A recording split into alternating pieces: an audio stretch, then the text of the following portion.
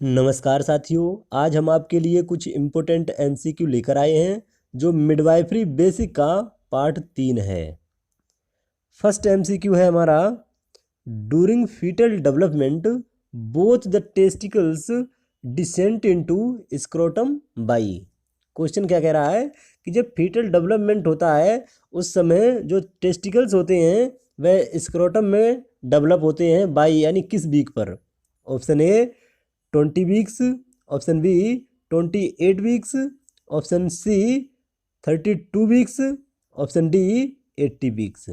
देखिए, जो टेस्टिकल्स होते हैं यह स्क्रोटम में डिसेंड होना स्टार्ट होते हैं 28 वीक पर और यह स्क्रोटम में डिसेंट हो जाते हैं 48 वीक पर। इनका डिसेंट होना कंप्लीट हो जाता है 40 वीक पर। तो option D is the right answer.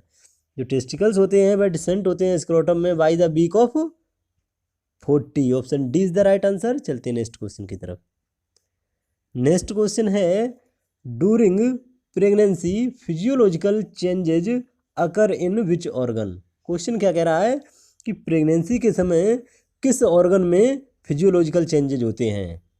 Option A uterus, option B breast, option C vagina, option D all. देखिए, प्रेगनेंसी के समय जो फीटस होता है वह यूट्रस में ग्रो हो रहा होता है। तो यूट्रस में ग्रो होता है तो इनलार्जमेंट भी होता है उसमें और उसकी तरफ ब्लड सप्लाई भी बढ़ जाती है और बहुत से हार्मोनल और एनाटॉमिकल फिजियोलॉजिकल दोनों तरीके के चेंजेज होते हैं यूट्रस में। ब्रेस्ट में भी चेंजेज होते हैं, ब्रेस्ट का साइज इनलार्ज होता है और उसमें लैक्टेशन के लिए उनका डेवलप होना यानी प्रिपेयर होना स्टार्ट हो जाता है। वेजाना में भी फिजियोलॉजिकल चेंजेस होते हैं क्योंकि जो वास्कुलरिटी होती है वेजाना के लिए ब्लड सप्लाई होती है वह बढ़ जाती है, जिससे उसमें चैडविक और जैक्वामर साइन देखने को मिलते हैं। तो फिजियोलॉजिकल चेंजेज प्रेगनेंसी के समय तीनों में देखने को मिलते हैं। तो option D is the right answer. चलते हैं नेक्स्ट क्वेश्चन की तरफ। नेक्स्ट क्वेश्चन है, under the influence of which hormone Graafian follicles develop. Question क्या कह रहा है कि किसके प्रभाव से जो ग्राफियन फॉलिकल्स होते हैं वह डेवलप होते हैं। Option A oestrogen, option B progesterone, option C follicle stimulating hormone, option D luteinizing hormone. देखिए, जो ग्राफियन फॉलिकल्स होते हैं यह ईस्ट्रोजन का सीक्रेशन करते हैं और जो प्रोजेस्टेरोन होता है यह कार्पस ल्यूटियम से सीक्रेट होता है, कार्पस ल्यूटियम से सीक्रेट होता है, ल्यूटियम से सीक्रेट होता है। और जो फॉलिकल्स डेवलप होते हैं वह एफएसएच यानी फॉलिकल स्टिमुलेटिंग जो हार्मोन होता है उससे ग्राफियन फॉलिकल डेवलप होते हैं। तो option C is the right answer. और जो एलएच हार्मोन होता है यह ओवुलेशन के लिए रिस्पॉन्सिबल होता है, ओवुलेशन के लिए रिस्पॉन्सिबल हार्मोन होता है एलएच। तो ऑप्शन इसमें पूछा गया है ग्राफियन फॉलिकल डेवलप होते हैं किसके प्रभाव में, तो follicle stimulating hormone. Option C is the right answer. चलते हैं नेक्स्ट क्वेश्चन की तरफ। नेक्स्ट क्वेश्चन है, the hormone which is necessary for continued activity of follicle stimulating hormone. Question क्या कह रहा है कि कौन सा हार्मोन है जो फॉलिकल स्टिमुलेटिंग हार्मोन होता है उसकी कंटिन्यूटी को लिए नेसेसरी होता है। क्वेश्चन एक बार फिर समझ लीजिए। क्वेश्चन क्या कह रहा है कि कौन सा हार्मोन है जो फॉलिकल स्टिमुलेटिंग हार्मोन की एक्टिविटी को कंटिन्यू एक्टिविटी के लिए जरूरी होता है। Option A progesterone, option B oestrogen, option C LH, option D thyroxine. देखिए, जो थायरोक्सिन हार्मोन होता है यह थायराइड हार्मोन होता है, यह थायराइड हार्मोन होता है। और जो एलएच हार्मोन होता है यह ओवुलेशन के लिए रिस्पॉन्सिबल होता है, यह ओवुलेशन के लिए रिस्पॉन्सिबल होता है। और जो प्रोजेस्टेरोन होता है यह प्रेगनेंसी को मेंटेन करता है। और जो ईस्ट्रोजन होता है यह फॉलिकल स्टिमुलेटिंग हार्मोन की कंटिन्यूटी के लिए जरूरी होता है। Option B is the right answer. चलते हैं नेक्स्ट क्वेश्चन की तरफ।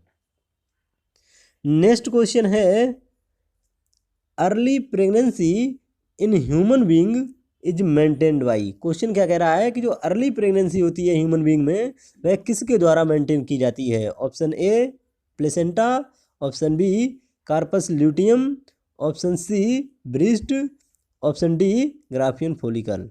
देखिए जो ग्राफियन फॉलिकल होते हैं ये सेकेंडरी ओसाइट होते हैं और इनसे ईस्ट्रोजन हार्मोन का सीक्रेशन होता है। और जो ब्रेस्ट होती है यह लैक्टेशन के लिए ज़रूरी होती हैं।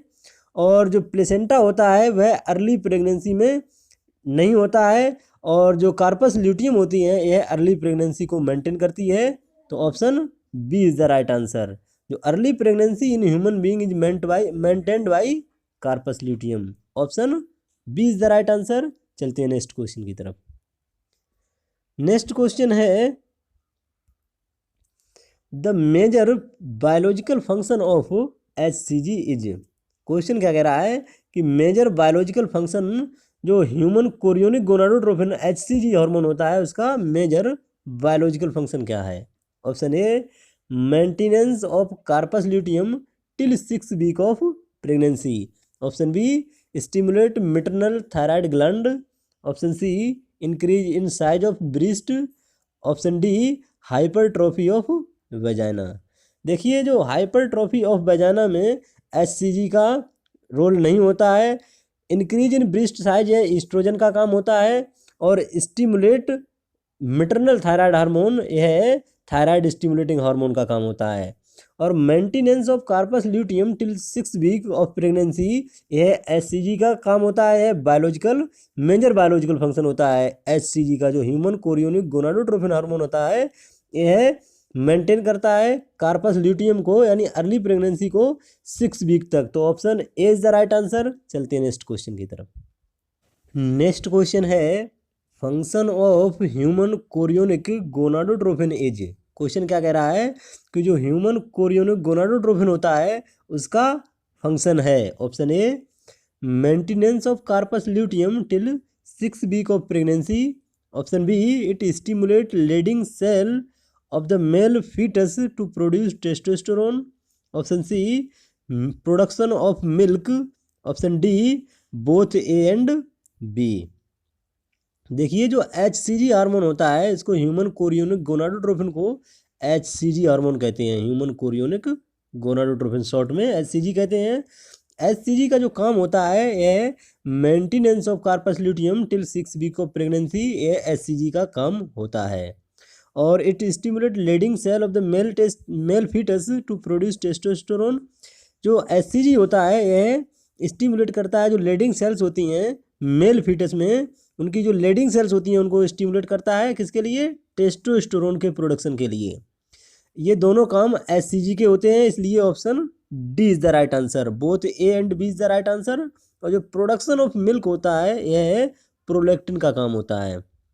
प्रोलैक्टिन जो हार्मोन होता है उसका काम होता है प्रोडक्शन ऑफ मिल्क। तो क्वेश्चन में जो पूछा गया है option D is the right answer. चलते हैं नेक्स्ट क्वेश्चन की तरफ। नेक्स्ट क्वेश्चन है human chorionic gonadotropin hormone is secreted by. Question क्या कह रहा है कि जो HCG हार्मोन होता है HCG जो हार्मोन होता है वह किसके द्वारा सीक्रेट होता है। Option A corpus luteum. Option B Graafian follicle. Option C syncytiotrophoblast cell of the placenta. Option D endometrium. देखिए जो इंडोमेट्रियम होती है यह यूट्रस की इनर लेयर होती है और जो कार्पस ल्यूटियम होती है यह प्रोजेस्टेरोन का सीक्रेशन करती है। प्रोजेस्टेरोन हार्मोन होता है वह कार्पस ल्यूटियम से सीक्रेट होता है। ग्राफियन फॉलिकल ईस्ट्रोजन का सीक्रेशन करती हैं। जो ईस्ट्रोजन हार्मोन होता है वह ग्राफियन फॉलिकल से सीक्रेट होता है। और जो ह्यूमन कोरियोनिक गोनाडोट्रोपिन जो HCG हार्मोन होता है यह सिंसियोट्रोफोब्लास्ट सेल ऑफ प्लेसेंटा से सीक्रेट होता है। Option C is the right answer. चलते हैं नेक्स्ट क्वेश्चन की तरफ। नेक्स्ट क्वेश्चन है during pregnancy which of the following hormone is responsible for hypertrophy and proliferation of the duct of the breast. Question क्या कह रहा है कि प्रेगनेंसी के समय कौन सा हार्मोन ब्रेस्ट की हाइपरट्रोफी और प्रोलिफरेशन के लिए रिस्पॉन्सिबल होता है। Option A oestrogen. Option B progesterone. Option C HCG। Option D testosterone. देखिए जो टेस्टोस्टेरोन होता है यह मेल सेक्स हार्मोन होता है, यह मेल सेक्स हार्मोन होता है। और जो एचसीजी होता है यह प्रेगनेंसी को मेंटेन करता है और यह सीक्रेट होता है सिंसियोट्रोफोब्लास्ट सेल ऑफ प्लेसेंटा। और जो प्रोजेस्टेरोन होता है यह कार्पस ल्यूटियम से सीक्रेट होता है, यह प्रेगनेंसी को मेंटेन करने में हेल्प करता है। और जो ईस्ट्रोजन होता है यह ग्राफियन फॉलिकल से सीक्रेट होता है और इसका काम होता है कि hypertrophy of breast and breast की डक्ट जो होती हैं उनकी हाइपरट्रोफी करना और प्रोलिफरेशन करना, यह ईस्ट्रोजन का काम होता है। Option A is the right answer. चलते हैं नेक्स्ट क्वेश्चन की तरफ। नेक्स्ट क्वेश्चन है the value of HCG in blood reach at maximum between. Question क्या कह रहा है कि जो एचसीजी हार्मोन होता है इसको ह्यूमन कोरियोनिक गोनाडोट्रोफिन हार्मोन कहते हैं, इसकी मैक्सिमम वैल्यू ब्लड में किस समय होती है। ऑप्शन ए 10 से 30 days of pregnancy, option B 60 to 70 days of pregnancy, option C 4 to 5 month of pregnancy, option D 4 to 5 days of pregnancy. देखिए जो एचसीजी हार्मोन होता है इसकी मैक्सिमम वैल्यू ब्लड में होती है 8 to 10 वीक।